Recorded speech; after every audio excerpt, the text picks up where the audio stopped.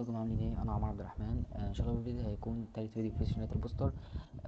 واحنا في السيشن ده هنشرح حاجه بسيطه قوي اللي هو الباك جراوند ريسيرش والانجينيرنج جولز وبرضه الهايبوثيسيس. تمام.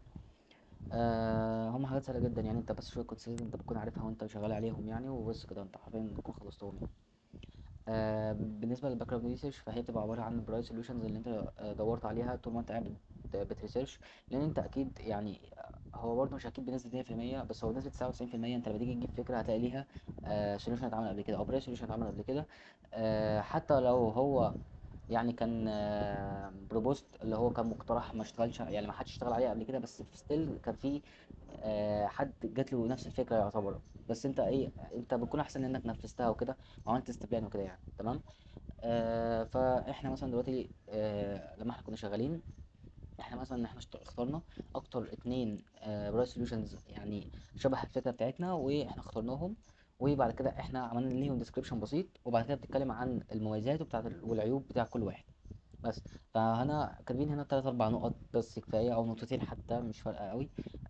وحتى كده برضه في المعرض أنت بتبين له العيوب ونقط القوة والمميزات بتاعت كل برايت سوليوشن فيهم يعني.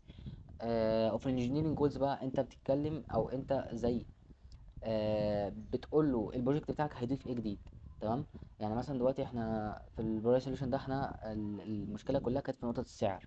تمام. في الاثنين كان سعرهم غالي. فاحنا الانجينيرنج جولز بقى قلنا ايه، ان احنا كنا عايزين نقلل السعر بس، فهو دي بتبقى مترتبه على دي شويه يعني.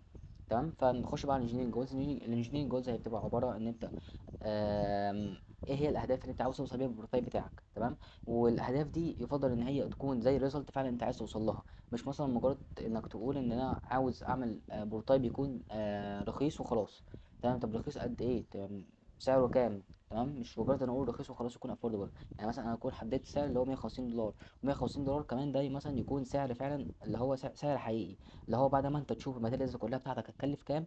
قول مثلا خلاص كلفت 150 دولار، فده بالنسبه لان هنا من 400 ل 4000 ونص، من 450 ل 6000 دولار، فده بالنسبه له افوردبل. تمام. هنا برضو بالنسبه لل احنا مثلا اتكلمنا عن الاي اي، ان الاي اي مثلا نسبه ان الحالات اللي هو ما يصححهاش صح، اللي هو ما يعملهاش يعني دايجنوز صح، تبقى مثلا ما تعديش 9%. تمام. يعني هنا مثلا زي ما احنا اتكلمنا في الانترودكشن ان هنا نسبه الحالات اللي بتشخص غلط بتبقى 9%. فاحنا قلنا ان احنا عايزين الاي اي بتاعنا ما يبقاش عنده نفس الغلطات اللي بتبقى موجوده عند البشر، وان هو ما يغلطش بنسبه 9% يعني. تمام. وهنا بقى بتتكلم زي ان احنا هنا precise detection of failure preparation، ان احنا عاوزين نعمل جهاز بيكون بسيط مثلا وكذا، ونستخدم فيه موديول كذا وكذا في ايه، ان احنا ان احنا ندياجنوز الاتري فيبريشن. تمام. بالنسبه للهايبوثيسيس بقى فهي بتبقى مكان الانجينيرنج جولز. بس الفرق ما بين الانجينيرنج جولز والهايبوثيسيس ان هي سواء بتعتمد على المشروع بتاعك هل هو انجينيرنج ولا هو بمشروع ريسيرش. يعني مثلا لو مشروع ريسيرش مثلا اللي هو زي المشاريع اللي انت مش هتعملها استبلان، يعني انت بس بتكون معتمد 100%، يعني ايه هو مش 100% قوي، بس انت بتكون معتمد على بريدكتيف ريزلتس انت جايبها من ريسيرش بيبر والبحث. تمام. على عكس الانجينيرنج جولز، يعني ده مشروع انجينيرنج انت اشتغلت عليه وطلعت بيه ريزلتس وخلاص. فايه هو الفرق ما بينهم بيبقى كده. وهي بتأدي مكان الانجينيرنج جولز بالظبط، بس الفرق ان انت بتكون اي ريزلتس انت عايز البروتوتايب يوصل لها او المشروع الريسيرش بتاعك يوصل لها، بس انت بتكون محدد الريزلتس دي عن طريق ريسيرش بيبرز، لان انت غالبا معظم المشاريع الريسيرش اصلا بتبقى غاليه في التنفيذ، ممكن توصل الافات الدولارات يعني.